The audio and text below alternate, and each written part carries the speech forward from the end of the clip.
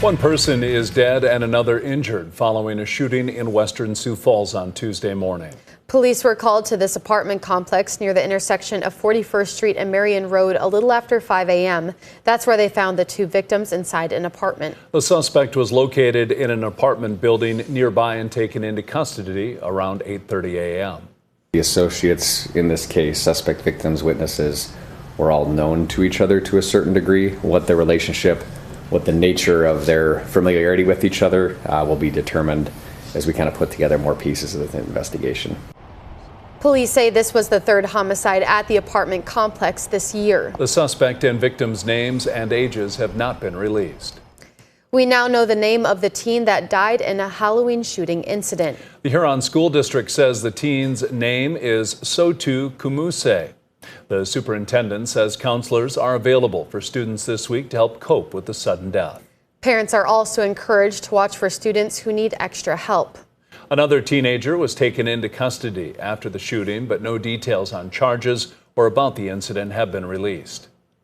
Police are investigating a shooting that left one person injured. Authorities say it happened just west of I-29 at the Casey's truck stop at 12:30 Sunday morning. Witnesses told police several people were in the parking lot when they heard gunshots. One alleged victim went to a local hospital with apparent gunshot wounds. They are expected to be okay. The chief of police says the incident does not appear random and the people involved knew each other. If you have any information, you're asked to contact Police. Well, now let's get a check on our weather with meteorologist Brian Carstens. Good morning, Brian. Good morning. Our forecast today, just a few degrees cooler than yesterday, but still for this time of the year, not bad at all. We'll take it. Highs in the 50s, Sioux Falls 56.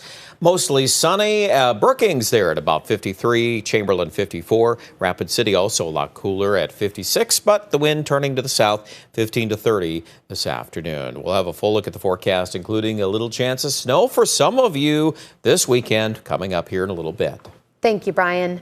There's a hockey tournament at the Shields Iceplex this weekend that's supporting mental health. In 2016, Angela Drake lost her daughter Brittany to suicide. So she decided to start the Fight Like a Ninja hockey tournament because of Brittany's love for the sport. I have a lot of tears going into year 10. Not just that it marks that it's 10 years that Brittany's been gone, but the pride of what we've been able to do to help and support so many others in that 10 years and keeping Brittany's light and legacy still in this world. The tournament raises money for numerous things, including a girls' hockey scholarship and to help mental health programs. Dakota Dachshund Rescue has hit the reset button on its Find the Queen of Hearts fundraiser.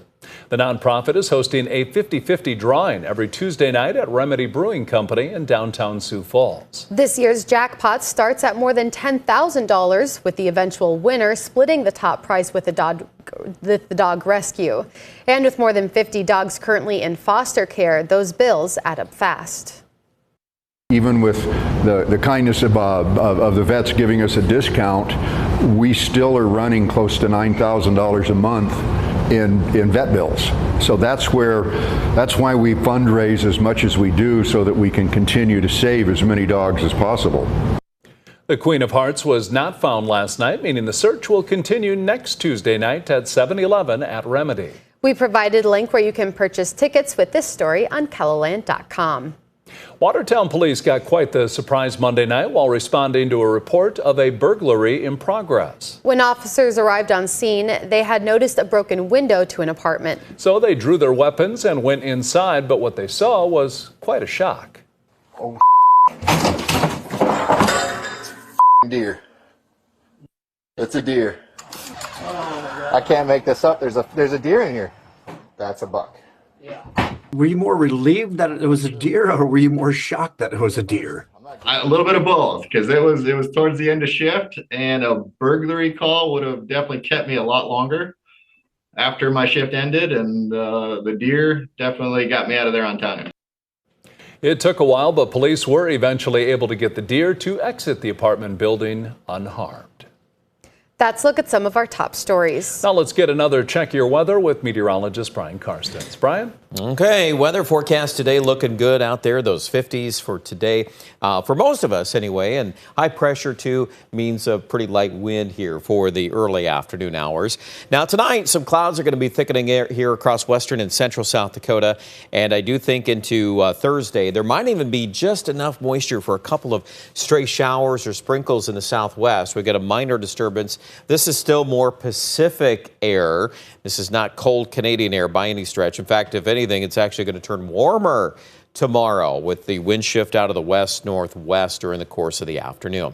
Now, that's going to set us up for Friday, which is still above average. There is a frontal system here draped across the north on Friday, and that's going to drop our temperature in Aberdeen and Watertown. We'll probably end up holding below 50 in those locations. The far south and the southwest will have one more pretty mild day, a lot of upper 50s and low 60s, but then some rain showers will begin to move through along a warm front. Now, this frontal system will actually give Sioux Falls a little bounce on the temperature Saturday morning. The tricky part here is what to do with this mode of precipitation Saturday morning from Sisseton to Watertown to Worthington. And obviously with those air temperatures there a little bit below freezing, that's the key to getting any snow to develop in this forecast. So we'll keep watching that to see how that all unfolds here for Saturday morning.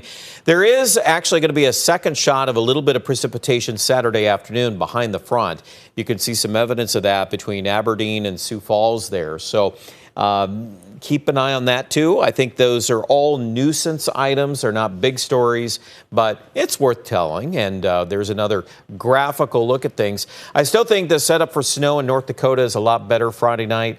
It's just a matter of how much that's going to hold together during the course of the day part hours on Saturday. But at any rate, at the end of the day here, as we get into Saturday night and Sunday, everybody's going to turn colder. And in fact, our 7-day forecast, low to mid 30s on Sunday afternoon. That's it. It's not going to be warm at all, and there's some wind behind it. The wind chills are going to stay in the teens all day, so it's going to be, a bigger change. We're not used to that at all. In fact, on Monday, high maybe near 40 in Sioux Falls.